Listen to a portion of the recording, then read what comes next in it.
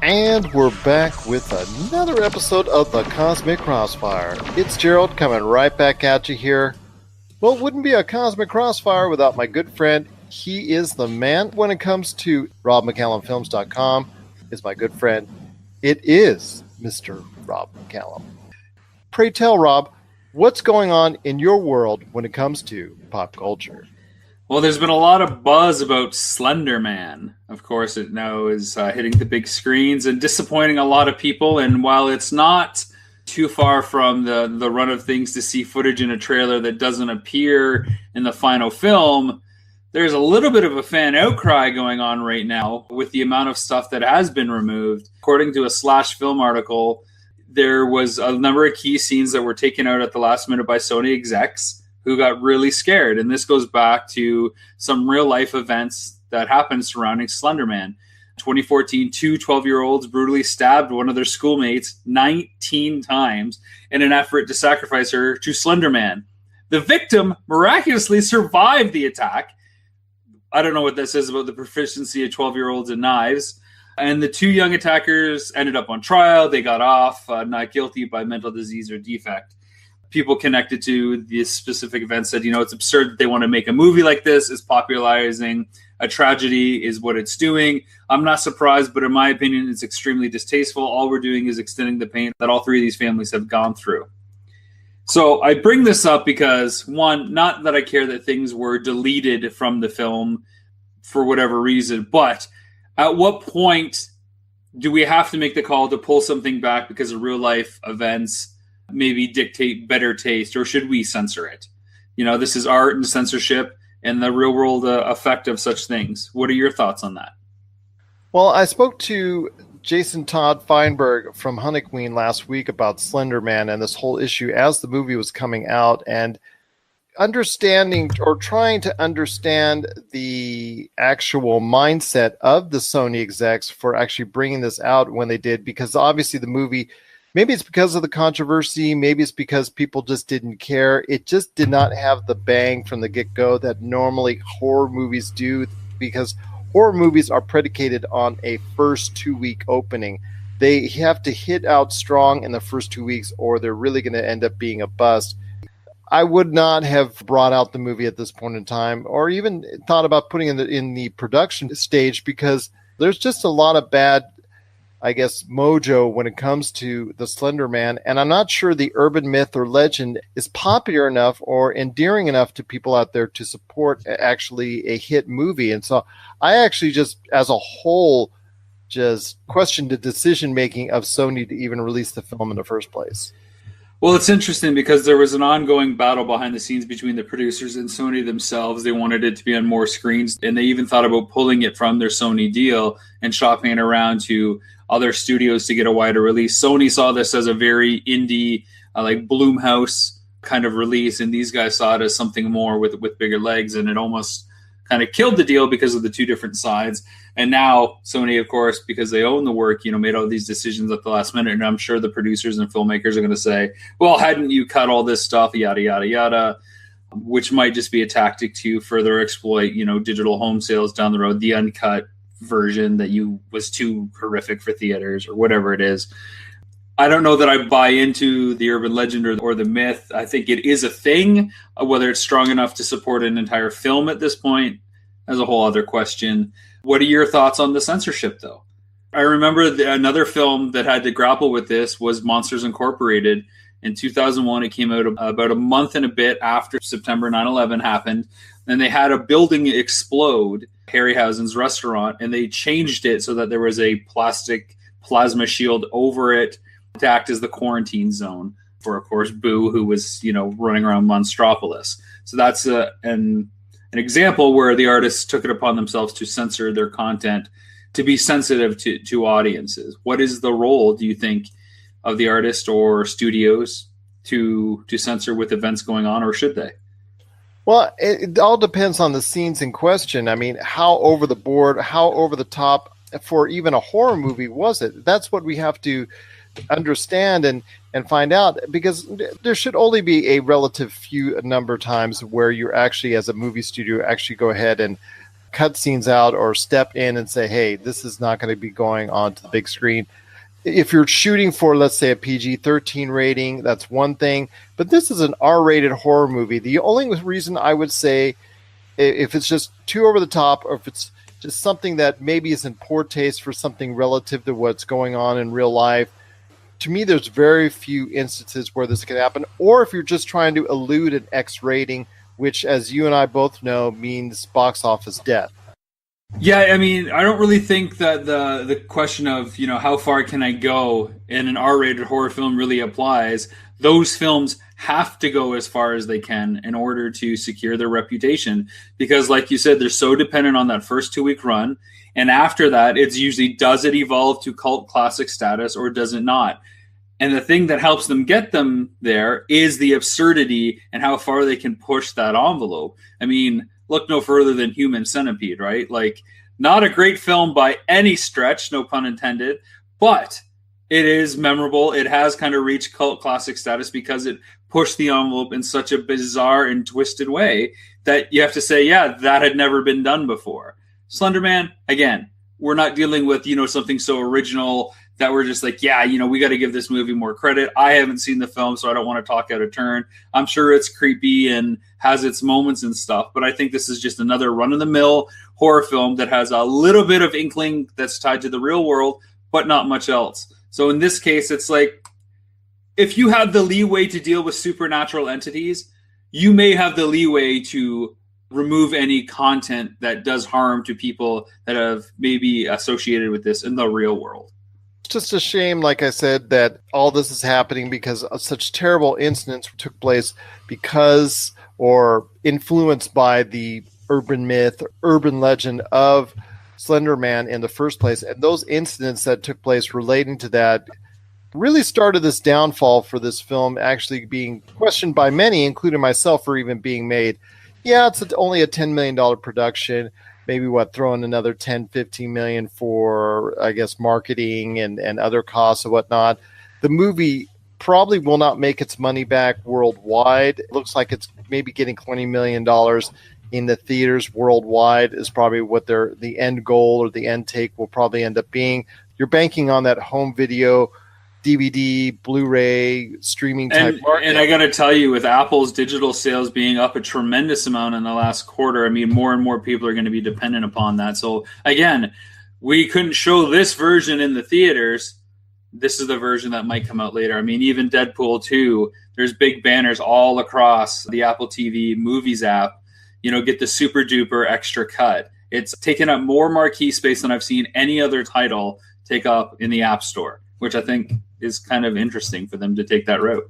And that's where Slender Man is going to have to capitalize and try to see if it's going to make even a small amount of profit, is in a future where you can see the unseen version of the movie and in its entirety, if you're really into that type of deal. And it's just, like I said, it's just unfortunate those incidents happen that are based off the urban myth or urban legend of Slender Man. And it just seemed like it was going to be doomed from the start when even the idea of a Slender Man movie came up.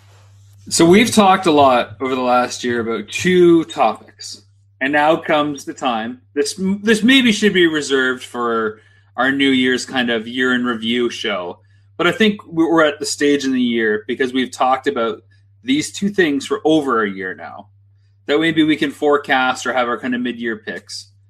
Which has had a rougher go in the last little while, okay? You get a choice between two options: DC Films or MoviePass. Well, I can tell you, as someone who reports quite regularly on the impending, I guess, roller coaster that is MoviePass, and right now it's really on a downhill slide, I would probably say by far and away MoviePass, because DC Films can actually make up a lot of ground. If Aquaman becomes a success, DC Films with their streaming service, maybe that could be something that's really palpable for them. And DC is just all over the CW. So there's at least something Warner Brothers can still hold its head high on. But when it comes to MoviePass, And word comes recently that via the stock market that the shares are now trading at a low now of a nickel a share, losing pretty much all its value. MoviePass reporting that it's having issues repaying it back its loan. Losses are now heavy. Lawsuits have begun now.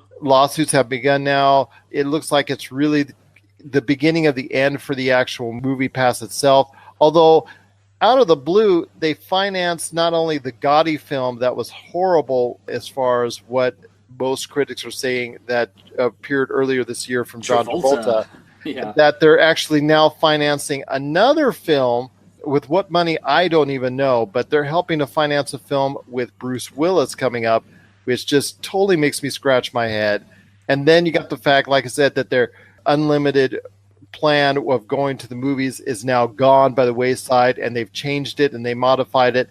Right now, currently, as we speak, although that's subject to change, it's now currently down to 3 movies a month, which in some markets actually is still a decent value. But then you're limited on number of the movies you see, and that's been a point of contention.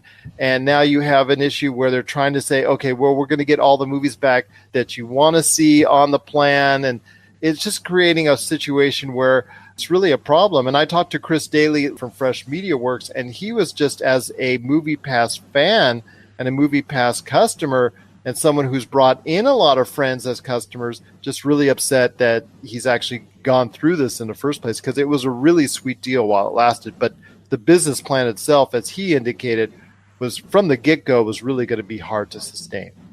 Yeah, and I read an article recently that compared a lot of the other subscription services out there. And, you know, one of the ones that doesn't seem so attractive off the surface would appeal to guys like you and myself because of the families that we tote along with us. And that's the Cinemark Movie Club. Now, of course, you got to have Cinemark theaters or Century theaters or a Rave Cinema near you. But, you know, it's $8.99 per month for one movie. But you also get 20% off concessions. And you could share it with a friend. So if your friend's there buying stuff, you can get 20% off their concessions too. There's no online fees for when you buy tickets. And if you want to add on tickets, and let's say that, you know, it's December and you're busy, or January and there's nothing out, those tickets roll over. You know, remember when rollover minutes on cell phone became like the thing to kind of get? Well, Cinemark has kind of like cracked that. And it's not like as many movies as you can see for a low price, but that's a pretty fair start considering most ticket prices are $12.50 and up anyways. So you're already saving money there, 20% off your popcorn and drinks. You bring the family. I mean, Gerald, I don't know about for you, but when I go out with my fam, we're looking at $50 for fun between the tickets and the concessions. And the concessions make up more than half of that. And if I can save 20%, I think that's a pretty good deal. That part is agreeable with you on that. But for people... Whoa. Yes, I know. We returned with some agreements. We returned with some agreements indeed. But I will say that if the movie individual that just loves to go see the movies, that likes to cut the corners, that realizes the extreme expenditure that is the concessions, where the movie theaters actually make quite a bit of money off of. And you and I both know that when you're paying $6 for a Coke that you could buy for $1 at McDonald's, we all know this. It becomes the fact that if they do not go to the theaters, as far as, like I was giving you an example of Chris Daly from Fresh Media Works, he was more adamant about going to the theaters just to see the movie. And if you're into just that part of it and you're not going to really get involved in the concessions or any of the other expenditures that the movie theaters want you to do, Cinemark may not be the greatest option. And if that's the case, there's really not a great option right now if MoviePass fails, because 3 movies a month for $10, that's not a bad deal as long as there's a good enough selection of movies to choose from. The problem is they should have done that in the first place, and maybe now it feels like they're taking it away from people. Exactly, and they'd be a lot more solvent today because of it. They wouldn't have had the extreme meteoric growth that they did in a short period of time, but they would be. But it would have been manageable. It would have been manageable. It would have been understandable. It still would have been like a 3-for-1 kind of deal, and it would have been something that, like you said, they could have sustained for longer and worked with people. And I see somebody else either buying MoviePass out or actually getting into the fray with their own deal that's probably similar to what MoviePass is doing now, but it could be a big case of too little, too late. Well, it's funny that you use that phrase because I wanted to compare these two subjects very specifically for that reason with DC Films and Movie Pass, because Wonder Woman is good and maybe Aquaman will be good, but is it too little too late? And are they going to stop in their tracks and just do their own titular hero films again without worrying about an expanded universe and the extra headache that comes with looping that in? I mean, we have 2 Joker movies in the works now, it seems, and a whole bunch of other Green Lantern corn. We'll get back to that. But maybe it's too little too late to go so deep into the DC canon because they still haven't got the big guns right. How embarrassing would it be if they nailed a Plastic Man movie but still couldn't figure out how to do a Superman or Batman movie really, really well? Rob McCallum Films is back with a vengeance. Power of Grayskull, the definitive history of He-Man and the Masters of the Universe, which chronicles the ultimate 80s billion-dollar franchise, Masters of the Universe. See exclusive interviews and hear untold stories from the people responsible for creating the world of Eternia, a place full of magic and science, and learn about the craft of creating action figures and animation. Power of Grayskull is just one of our many projects at Rob McCallum Films. One thing has happened that I never really occurred to me as if it was ever going to an issue, and maybe that's because I live in my insular North American comfy little space and everything is just really great. And this news comes out of Germany, that Germany has finally lifted the ban, which I didn't know existed, on Nazi symbolism in video games. And you will be able to use swastikas and reportedly anything else related to the Nazi regime in video games as long as it's deemed as art or if it's in historical context. Is this something that you considered? And I don't know why I didn't think about Wolfenstein or people in Germany playing Wolfenstein and it being potentially damaging to the culture. But again, going back to some of our other topics that we have, this is art. Do you censor it because it's maybe, insensitive? Or is this, in this case, because it's, the Nazis that like, hey, this happened, we're not going to hide it. And by hiding it and banning it in video games, you're actually doing a disservice. That's a tough question and a tough call on that. That's why they pay me the big bucks. Well, that's why they do. But I have to agree with, it's just for that country, it's just such a mark of shame and something they want to put in their past in the rearview mirror as best as they can. Being reminded of it in their society is just not something that they really want to do. And I respect that immensely, that they wanted to go ahead and just try and put that out of mind, even when it comes to the value of art or anything as far as in relation to video games. That being said, something like Wolfenstein comes out, and which obviously clearly is showing that we're against Nazis and we want to go ahead and do what we can to prove to the world out there and prove to gamers that everything it represents as far as the Nazi whatever is just truly horrible and disgusting. And something like that, I guess you can't make exceptions if you were trying to follow policy in the letter to a T. But I'm glad to see in certain instances in video games, like with Wolfenstein, that they're going to go ahead and allow this to happen and show them in such a light that, hey, the Nazis are really truly horrible. This unfortunately happened, but we're trying to portray our society in a better light by saying, hey, this was something that was really wrong, and we're demonstrating the fact that it was truly something horrible.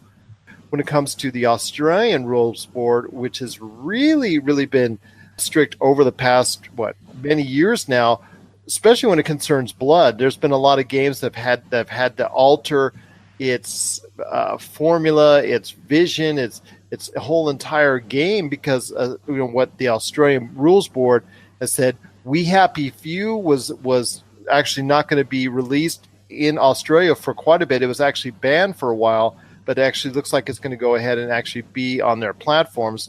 But I've talked in the past or shared stories in the past about many games that have blood in their games that have had to change it to green or some off color that really takes you out of the experience of playing the game. And because of the strict rules the Australian Rules Board has gone down with in the past.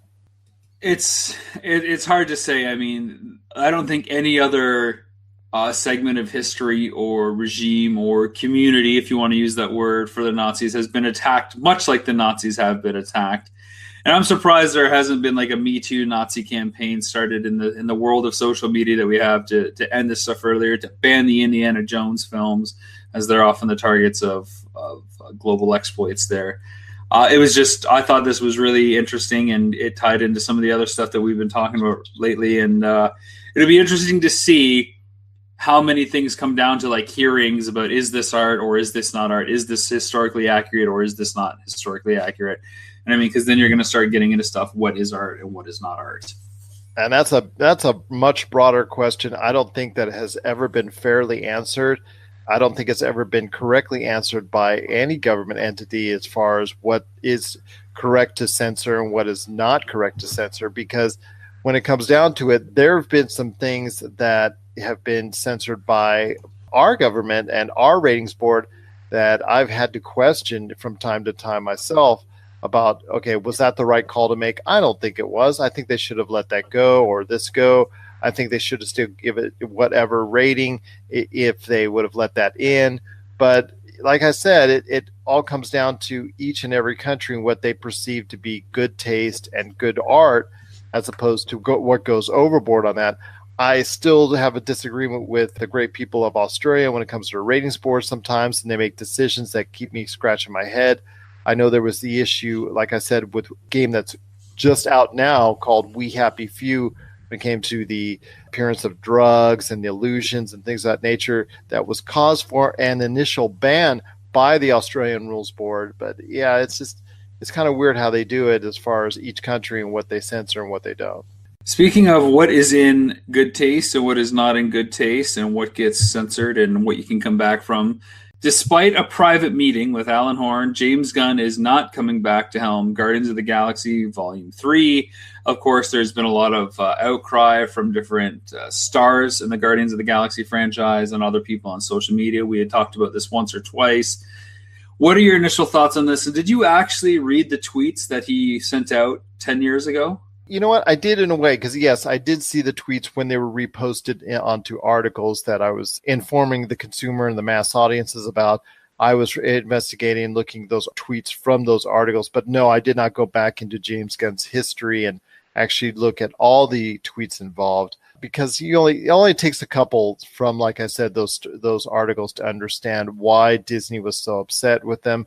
It goes back to the question, should they have given him a second chance? I think it was far enough in the rearview mirror that, like we had talked about with the pitcher from the Milwaukee Brewers, I think there should have been an allowance there, and they should have brought him back into the fold after making sure that he's gone through the correct probationary period or something of that nature, where he would get instructions on trying not to repeat these same mistakes from the past. But that's just me, and I know a lot of other people feel that he should have been brought back as well. The stars of the movie themselves have had quite an issue with him not coming back. Dave Bautista says if they're not even going to use a script from James Gunn, then hey, don't call him. He doesn't want to be a part of it. It looks like right now things are really in a state of flux with Guardians of the Galaxy Volume 3, and it just, like I said, it all comes down to the initial mistakes and the initial things said by James Gunn in those tweets. It really just truly in poor taste, and unfortunately you pay for it when you consistently do those things and say those things, no matter how long of a buffer it is.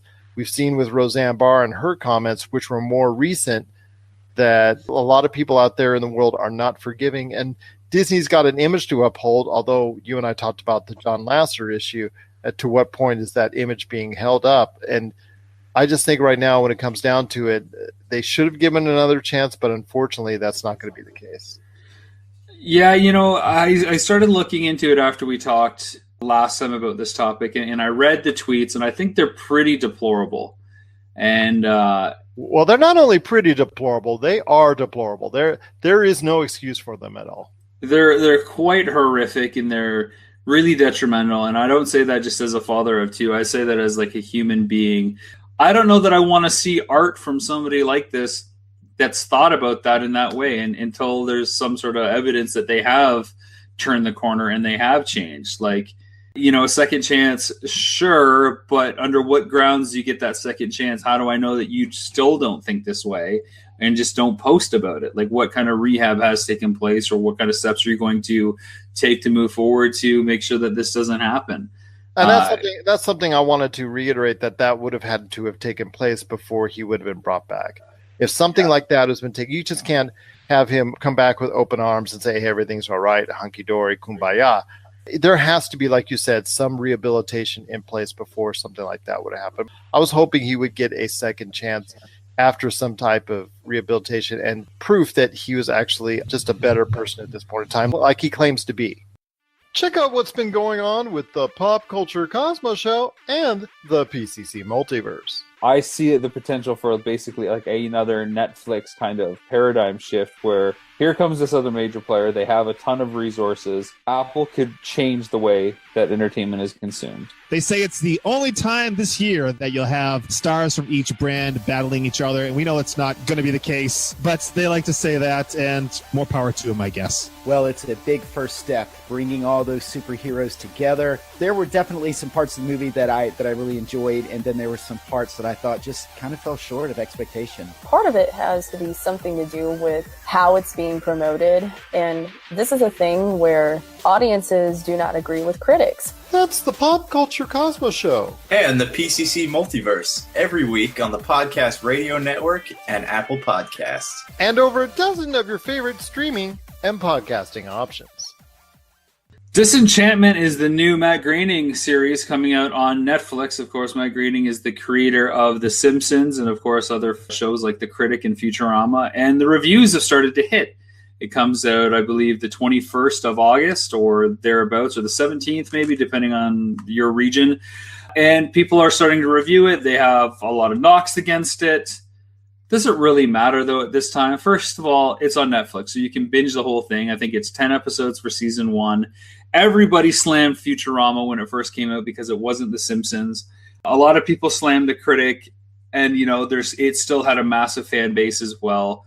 At what point does this guy really get to say, hey, I want to do this kind of show, and I don't care what you say, without everybody really have to come in so heavy-handed on the guy?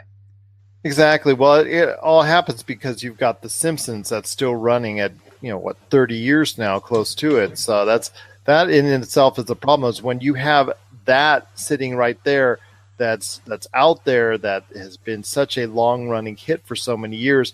It's really hard when you go ahead and try to do something else that's creative, that a lot of people are just not going to go ahead and put that under a microscope or a magnifying glass.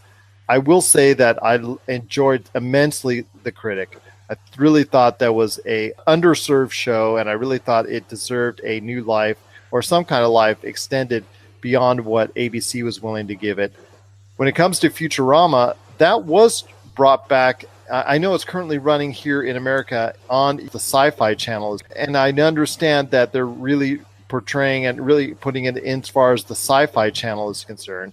But I want to ask you, when it comes to The Critic and when it comes to Futurama, do you think both of them were unfairly cut before they were due? Do you really think that do you really think they could have found a larger audience than what they did? Because we understand about Futurama's cult status, and like I said, it's now playing on Sci-Fi, but when they tried to revive it, it just never seems to get going to the extent of, let's say, Family Guy, which found a second life and a new audience because of it.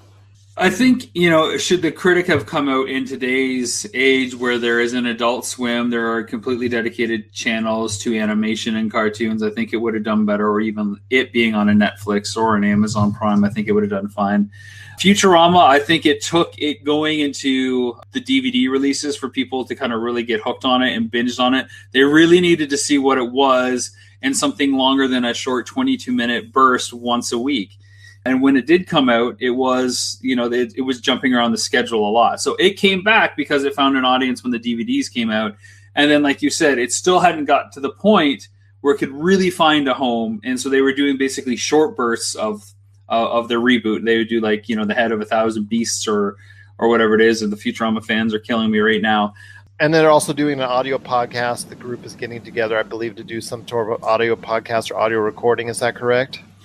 Yeah, and Billy West has a great podcast going on as well, who's, of course, the voice of Fry. So Futurama just took time to find its course, but it required binge watching for people to really get it. And I think The Critic would be the same thing. I think now is the time and the means that we have of all our streaming and other outlets for something like The Critic to come back and find its own home. I think Disenchantment's going to be the same thing.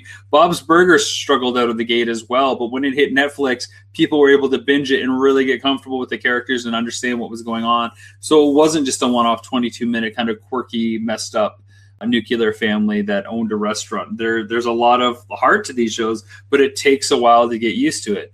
And we live in a world where we want instant gratification and we want everything now, which can work in favor of these, but not on the traditional conservative broadcast television network strategy. So I think Disenchantment will go well. It all comes down to what kind of audience watches it, how fervent, how behind the show are they.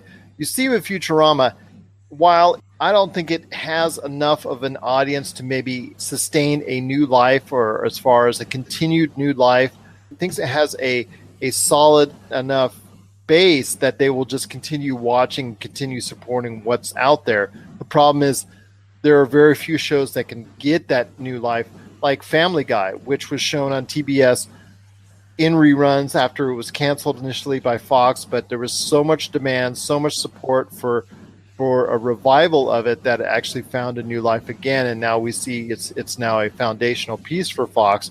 Same thing, I think, with American Dad, where actually it was initially, like you said, with Bob's Burgers, they were both just not well thought of at first, but now they found a home and found really just a trend viewing for it. It's just weird how this works out with animated features, and it seems to really come into play a lot with animated features or adult cartoon entertainment type formats, like on Nick or Adult Swim or anything of that nature. It just seems to really flow as far as it really seems to come to play when it comes to those cult hits and animated features for adults. Yeah, and I think Disenchantment being on Netflix is going to give it the best shot instead of doing like a broadcast premiere on a Fox or on another network. And whether the season 1 is everything that you want it to be or not, there'll be more and more episodes because they want to keep working with Matt Groening as a creator. Why wouldn't they? And if they've got to support this one show in order to get more down the road of something different, Netflix has the money to spend on it. He's premier talent. He's obviously proven himself and has the ability to create these long-lasting universes between Futurama and The Simpsons that, hey, why not take a couple more chances on stuff that's going on out there? And I really like the idea of Matt Groening playing in a fantasy, fairy tale, medieval kind of world and to see what he can do with it.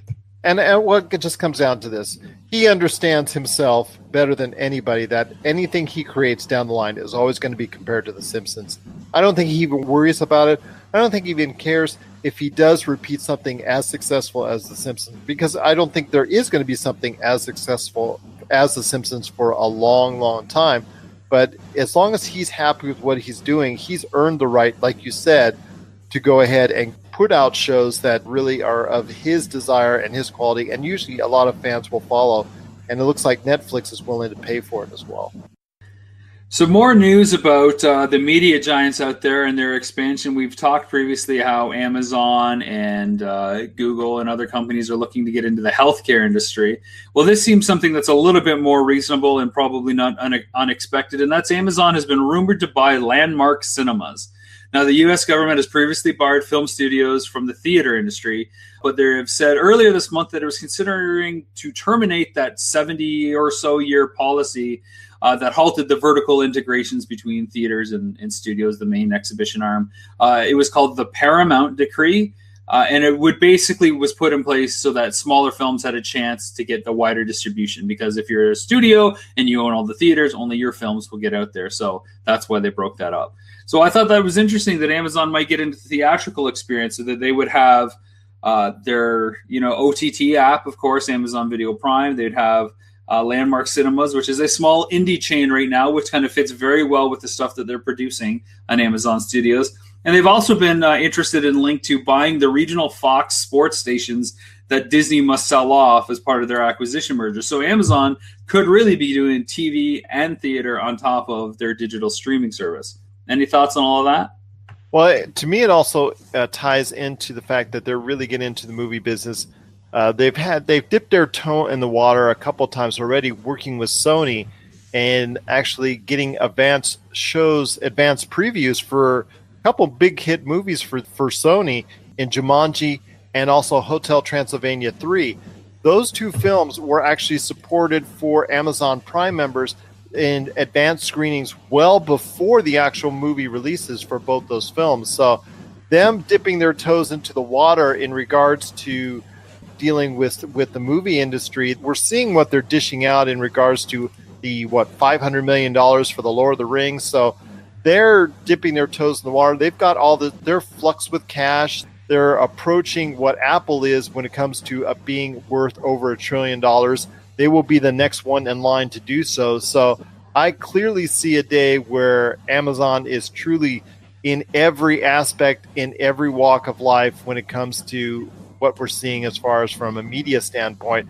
Not only we're buying from Amazon, we'll be watching a lot of stuff from Amazon. We'll be turning on the TV to a lot of stuff from Amazon. We'll be going and streaming and actually end up going to the movies and seeing a lot of Amazon-related products as well.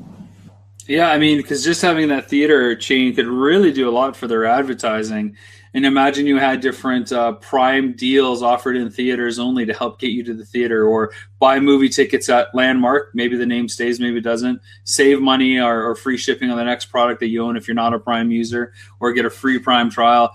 Or do something like a DVD or a Blu-ray release. You go see it in the theaters, but you get a freebie or a free deal or a significant discount when it comes to Blu-ray. Or they have the ability to really do that super edition package, right? Where a lot of people are offering, get the home version when you buy the theater ones, and they wouldn't even have to produce discs at this point because they could just offer it to you through Amazon Video Prime or Prime Video there, depending on how you want to kind of set up that operation. Just redeem your thing, and when it's released, it's boom, add it to your library instantly.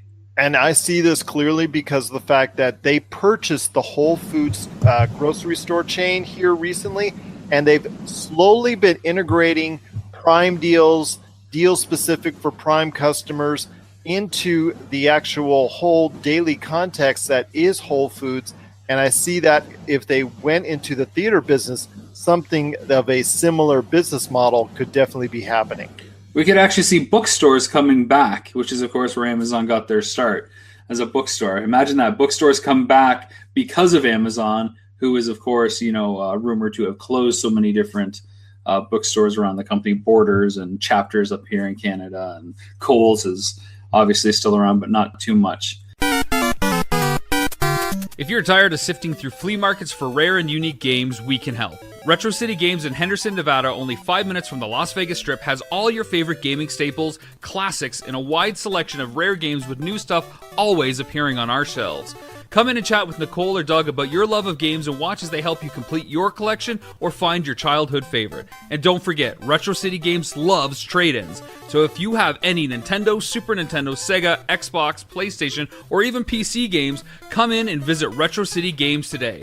Welcome to the new metropolis of gaming, Retro City Games. Last thing I want to talk about on today's episode is The Power of Grayskull has been released to Kickstarter backers. Gerald, I know you're a backer, and I know you've seen the film already. What are your initial thoughts on Power of Grayskull for people that are eager about it? What do you want to say about it for everybody to know? I will say this. I am going to see it again because it's been about almost 2.5 months since I've actually seen the film. I am going to sit down and actually see it again before I type out a review. But to me, I thought it was a very well done piece of art. I think as far as having your hands in the kitty on this one of your best films.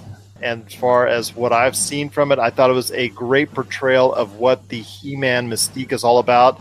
There are just a couple little quips here or there that I would have liked a little bit more information on. But as a whole, as a nice, tight 90-minute package from beginning to end, with some of the key players in the industry that were actually a part of the He-Man facade, the different changes in He-Man himself, the series, but also mainly the toy line, which is what it should focus on the most, because of the fact that, yes, while we all know about the TV series and how great it was to be a part of watching it when you were a kid and whatnot, it was the actual incentive of the toy line itself that created this whole mystique, and understanding that, also adding in obviously She-Ra and her part in it as well, seeing how She-Ra is coming back to actual screens in the near future.